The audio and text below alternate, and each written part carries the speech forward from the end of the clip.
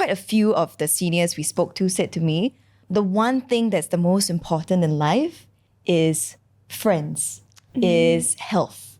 Just being there and having people to talk to is so important to their daily lives, and we don't realize that.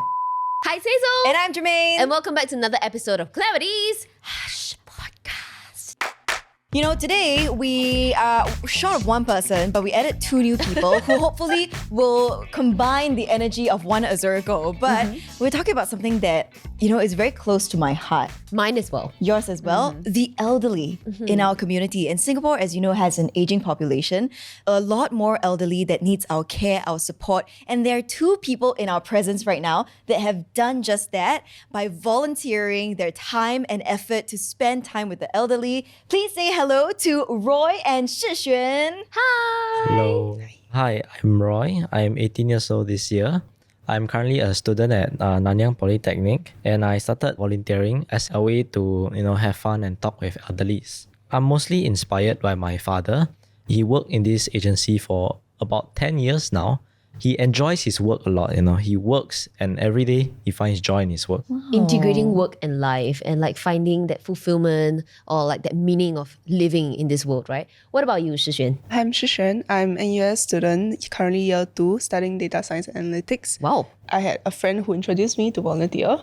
And then through the experience, I realized that I like interacting with elderly. And the experience really gave me a lot of fulfillment and inspiration as well. That's why I continue to take up this service learning mod in NUS, which allows me to go door-to-door volunteer with elderly. And I'm very appreciative of the opportunity as well. Oh, so it started as a module. Yeah, so it's part of her school Curriculum. NUS. Yeah.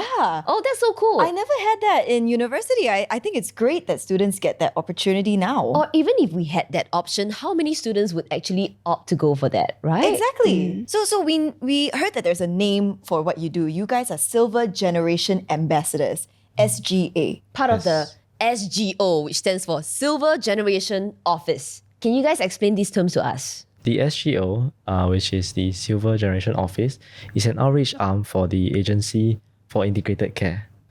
It actively reaches out to Singapore citizens aged 60 and above to talk to them about schemes and to help them with their health, social and financial needs.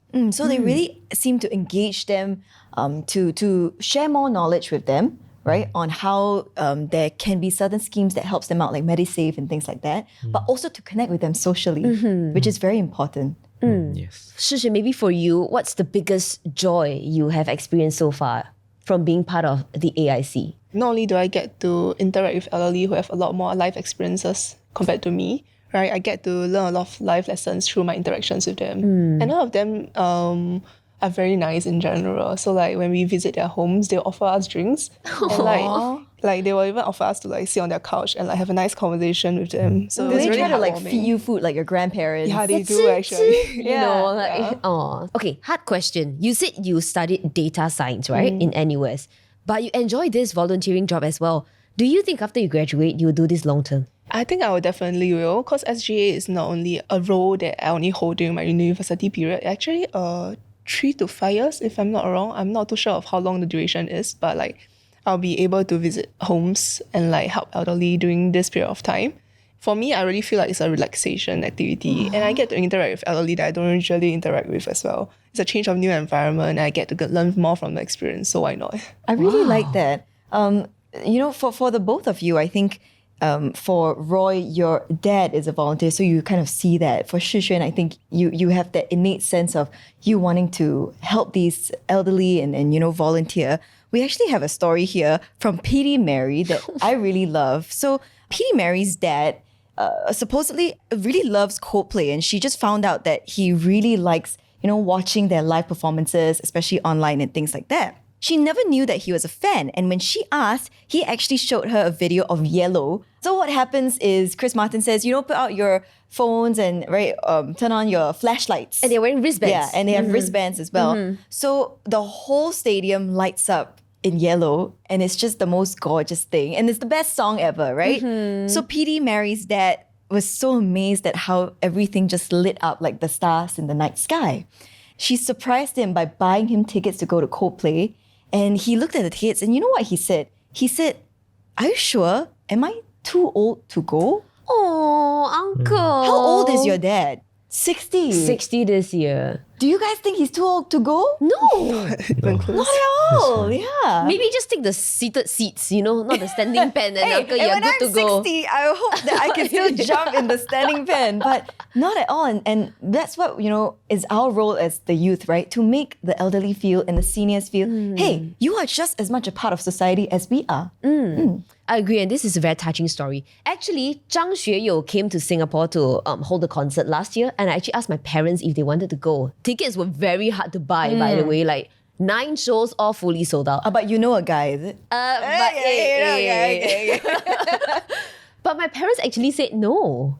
They didn't want to go for that experience. I don't know if it's because maybe they're not exposed to the concert scene. They feel uncomfortable putting themselves out there with thousands of other people. But I'm on a quest to get them to step out of their comfort zone and try more things and watch more movies, go for more meals outside, see some concerts.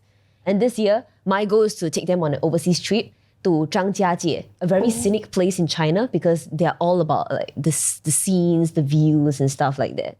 Yeah, so I just hope that all of us can, as we're listening to this podcast, think about what we can do for our parents, because I personally don't have my grandparents with me anymore. What about you guys? Actually, my grandma passed away a year back in China, because it was during the COVID season. Oh, they stay in China. Oh yeah, my grandparents are from China. So she was my main caretaker when I was younger.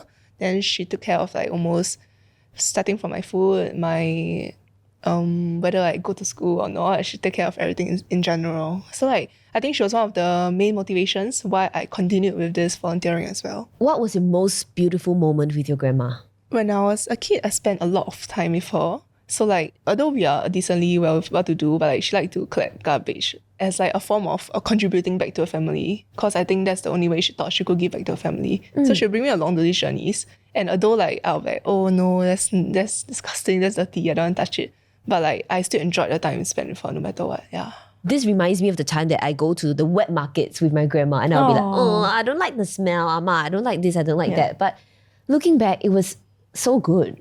I still went with her every weekend. I think if you're lucky enough to still have grandparents in your life, right, spend as much time as you can with them. And just maybe take them out. Yeah. And I recently saw this TikTok that Germi did with Auntie Cecilia. Oh, Auntie Cecilia, I love her. 83 years old I was this year. so basically we went to this place called Good Life Makan, and we spoke to some of the seniors there. So they all stay in the blocks around there. So this is a social activity for them. They all come together, play games together, chat with each other, which is very important to keep their minds active as well. And Auntie Cecilia was like, oh, 我已经83岁了，很丢脸. Yeah, I was like, wow, you lived such a great life, right? Yeah, why are you embarrassed? One of the things that quite a few of the seniors we spoke to said to me, the one thing that's the most important in life is friends, is health. Yeah, so just being there and having people to talk to is so important to their daily lives, and we don't realize that. And one of the goals that 3 of us Hush podcast hosts have is when we are 80, we're going to go out and sip high tea together. We're going to sit down and talk about life. I think friends are so important. So I saw this video online where the host spoke with an uncle, 101 years old. That's crazy. But you know what he said that really blew my mind? He never even drinks 1 glass of water a day. What he drinks is Milo Ka Tai, which means add sugar. And he orders orange juice with extra sugar in it. And he sleeps at 11 p.m, which is quite late for a 101 years old uncle, in my honest opinion. But that's insane. He has such a positive outlook on life, and I love it. It is very, very sweet. There are some stories that we actually saw online as well. This one tugged at my heartstrings. So this person actually tweeted, OMG, my 94-year-old grandpa just called me for the first time on FaceTime tonight. FaceTime is not something that a lot of grandparents know how to use, much less even just WhatsApp and things like that, okay? So calls him on FaceTime. We talked for a bit and said goodbye, and he thought he had hung up, but he didn't, because obviously don't really know how to use the phone yet. I stayed on the line for a bit, and I could hear him in the room laughing to himself saying, oh my gosh, that was so much fun. Aww. Cute. That's so cute. Yeah. I don't think I've ever FaceTime my grandma. No, I've never. I've only seen her face to face. Yeah. Technology is not something that they are very well acquainted with. I don't know if this is something you have to teach them when you go see the volunteers. Actually, for SGAs, when we volunteer, right, we go around house visits, then we ask them like, hey, are you been using like technical devices? Do you have phones with you, or do you use like tablets? Most of them have tablets or phones with them, but the functions that they know how to use are very limited, I would say. Most of them do not have the right exposure to such to learn such skills, I would say. Yeah. So it's a pity. So what can be done to help them learn more?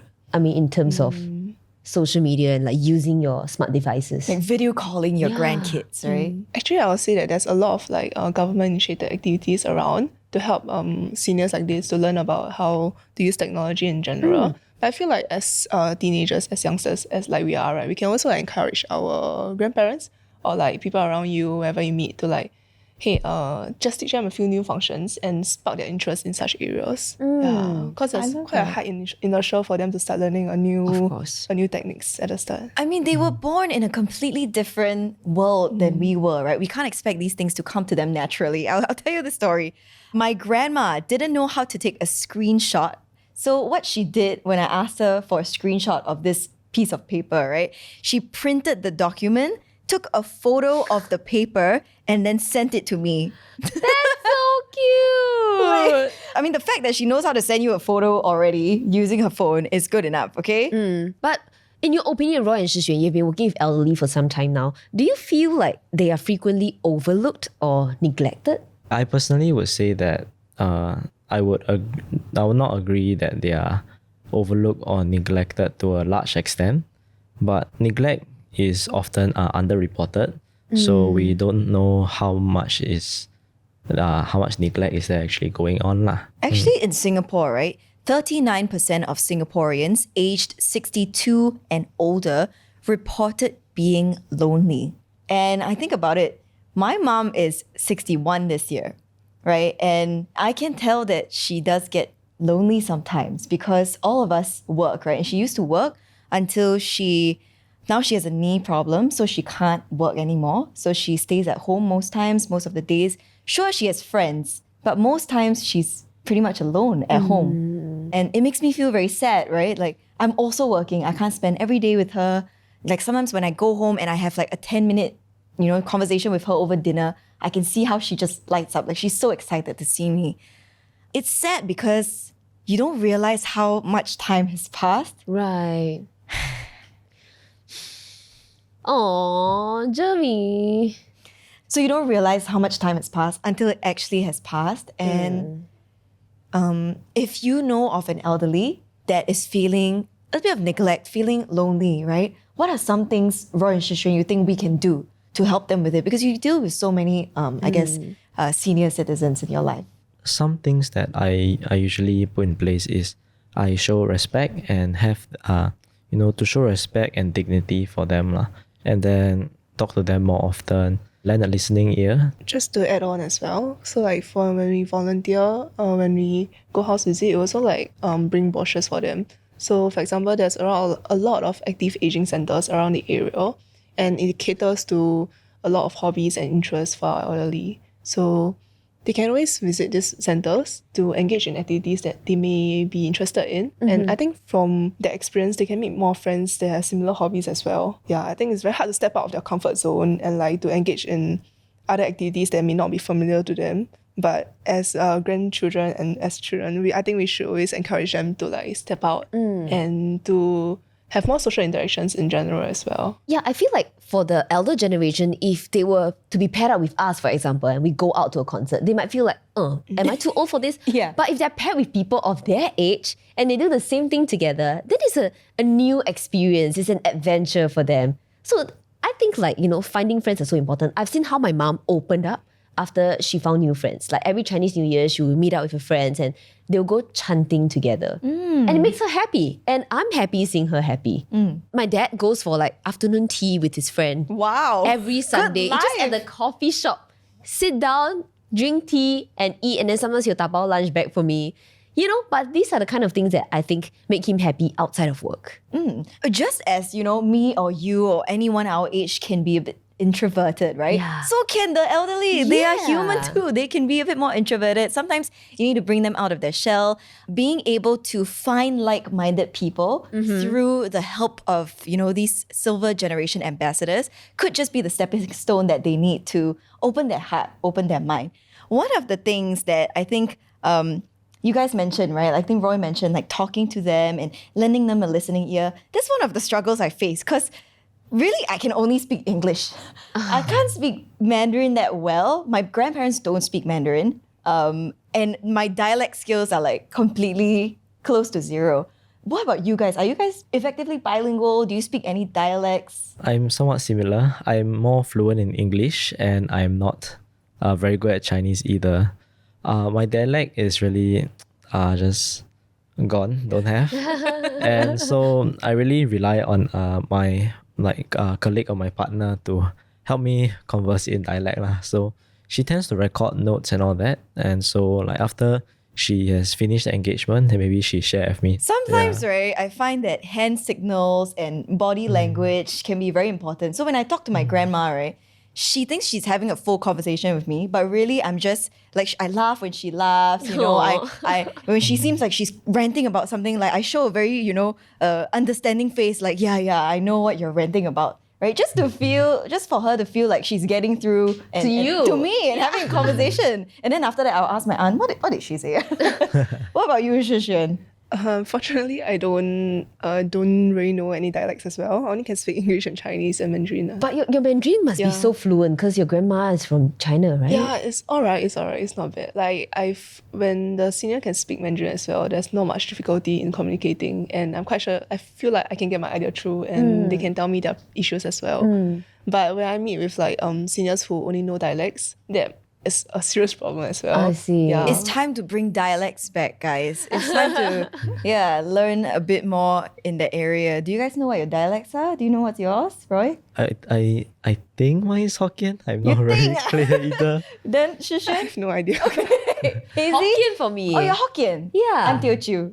Actually, I speak Hokkien with my grandma. But language is a thing that you have to practice constantly. yeah. Once you stop saying it, you lose it. You get rusty. Okay, I speak Hokkien with you. Yeah, you Don't speak worry. Hokkien with me. You know what? I feel like, language barrier aside, the fact that you guys go down to do volunteer visits and see them already will make their days. What is one thing you find yourself wishing for the elderly every time you bid them goodbye? One thing that I will do usually when I say bye to them will be like, have a good health, like take care of your health, or like wish you a good day ahead. Because I think it's a small little phrases that can express how much I really wish for them. And it's really to show the sincerity and thankfulness I have for the engagement with them. Because not only do they get to know more information about our government schemes, I get to learn a lot from the interactions as well. Oh, what do you learn from the elderly? Actually, a lot of elderly like to share with me a lot of their life experiences. Yeah, like they will tell me their life stories, which sometimes might be a bit lengthy, like you'll put our sessions to an hour or so. But I really, really like listening to their stories. And it gives me another perspective of life that I have never encountered. Yeah, because I'm only 22 this year. They have lived 50 more years than me. This is like free advice, Correct. What's some of the juicy stories that you've heard? Can you share with us? Anonymous, okay? We're not going to name the auntie or uncle, but tell us. Actually, one common questions I'm quite sure you all hear very often is that they'll ask you, oh, do you have a boyfriend? Do you have another significant partner? Do you have anyone you're interested in? Then they will tell you about how, oh, this guy is not good if he has this flex. Wait, so you talk to them about boys?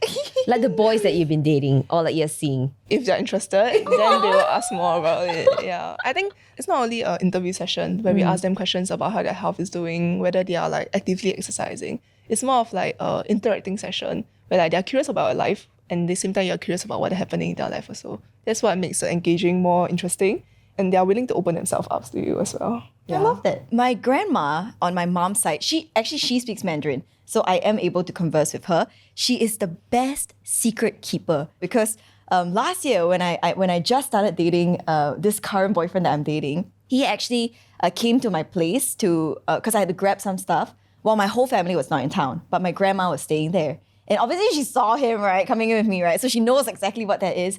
At this point, my parents don't know about this guy yet, and I'm not planning to tell them anything yet.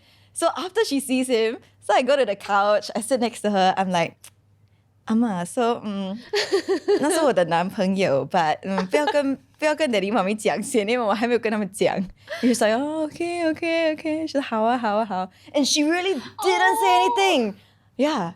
So she's the best. Yeah. None of my other family members would keep their mouth shut like that. So thank you, Grandma. I love you. That's so sweet. That's So sweet. you know, they really are such an outlet to talk to get advice from. Roy, what about you? What's something that an elderly has shared with you, or an experience you've had that you really can't forget? Some things they've shared is like the importance of living in the moment, to cherish relationships, to find joy in simple things in life, and not so me being a very competitive person, anything that Wait, you are competitive? because it's like whatever I do, right, I tend to be more like stressed over it rather than to enjoy it. So this sentence of like being able to enjoy simple things in life really like got me to reflect and think like, is it worth fussing over like a little loss, this kind of thing. And then also their resilience and their positive outlook on life. Yeah, it's one thing to be able to keep me to go forward as well, to not have negative thoughts kind of thing. Yeah. I actually find that Roy's thoughts are very macro. Like your conversations or your interactions with the elderly, what you take away from it is always to find joy in the simple things in life. Whereas Shixuan is interesting because you focus on the daily interaction in your conversations with the elderly. And I think that's great. With a bigger volunteer pool, there are more people to interact with the elderly here in Singapore. We can always target different kinds of people and, find out what they actually need to learn certain things. Some people just need company. Some people just want young people to teach them how to use certain things so that they can get to people they love. For example, your smart devices. Some people, like my parents, they would love to understand more about certain schemes that they can make use of at their age and what are kind of subsidies that they can get, right? So these are things that unfortunately, even me, I don't think I can educate them on that because I don't even know it myself. Yeah, and that's why we have like over 3,000 Silver Generation ambassadors to do that. And if you're someone that you find, maybe that's something that I want to spend my free time doing and put it to good use, right? You can also, consider being like Roy and Shixuan. Most of the times, I think, even in your day-to-day, right? Let's say, even if you're not volunteering, it's really about just having a nice conversation with the auntie or uncle, grandma or grandpa that you meet, right? Most of the times, they just want someone to talk to. I remember when I was in Penang, right? And I was sitting at a hawker stall and I was eating, and I was by myself because my friend went to buy something else, right? So I was eating the chendol by myself. Love. This auntie suddenly just came and sat across from me. And I was like, oh, okay. I was like, oh, it's a hawker, we can share seats. I was like, okay. Then I continued eating. And then she pointed to my arm and she was like, girl, what is that? Are you injured? Are you bleeding? Then I was like, no, auntie, it's a tattoo. I was like, it's a tattoo. She was like, I don't understand. You youngsters these days, you like to get tattoos. Yeah. Then she went on to have a 15-minute conversation with me about how her kids are all grown, they've moved out. So now she, lives by herself and she likes going out. And yeah, she just wanted somebody to talk to, right? And I was more than happy to sit there and chat with her. Yeah. But this is a one-off kind of thing. I really respect volunteers who can do this on a day-to-day basis. Actually, we are not that high commitment as a lot of people will have the impression of. So for I'm schooling, I'm like full-time student. So I only volunteer once a week where I get back to home. During my weekends, on Saturday or Sundays, then it's around like 4 to 5 hours, depending on how long you're available for. And really, the timeline is super flexible. And it's whenever you get to pair up with your fellow friends, you can always work with your friends and then go and volunteer together, which I think is quite fun at the same time. But I still respect that 4 to 5 hours you put in every weekend is still your time, your precious time that you choose to spend on a meaningful cause. So good on you. When it comes to volunteering with the elderly in an aging society like in Singapore, right, I think there are a lot of things that the elderly can also take away from that. Because you guys have said, you take away life lessons, like, don't sweat the small things, find joy in the things you do and all that. But it actually really helps the elderly in their health too, right? Because one of the biggest pillars of mental health is social interaction. And if you're just by yourself every day with nobody to talk to, you won't be able to have that part of your life. Yeah. And independence. I think in a country like Singapore, we have so many trains, different lines, so many different buses. like helping the elderly get from place to place, like making sure they're savvy enough to know what to use and how to get from here to there. I think that's very important as well. I think bringing the elderly together in terms of forming a community for them where they feel safe to have fun, chat, gossip, play games, whatever it is, right? I think that is very important, that they feel they're not alone and there's a bigger world out there. Right. And last but not least, I think enhancing their quality of life, it's also very, very meaningful. By volunteering, of course, we can contribute to the overall improvement of their life and our society as well. So that hopefully when we grow old, there's someone out there who would lend a helping hand to us as well when we need it. So what I want to say is, if you're passionate, you're committed, you want to lend a listening ear to the elderly out there, you can always check out this website, aic.sg/SGA, to volunteer to be part of the SGA, which means Silver Generation Ambassador, and just make an impact, make a difference in our senior citizens' lives. If you missed that, the link will be in our description box. We know some of y'all. Just click it and go check out more. All right, any last words you want to tell to our listeners? Anything that, you want to add on, we missed out? Roy, I see that you have plenty of notes. I love them, by the way. Read me something of that. So this is like some of my final words, and I write down like a quick speech. So I would like to encourage everyone to definitely sign up for this SGO volunteering, as elderlies are lonely sometimes, and it helps to combat elderly loneliness and their social isolation.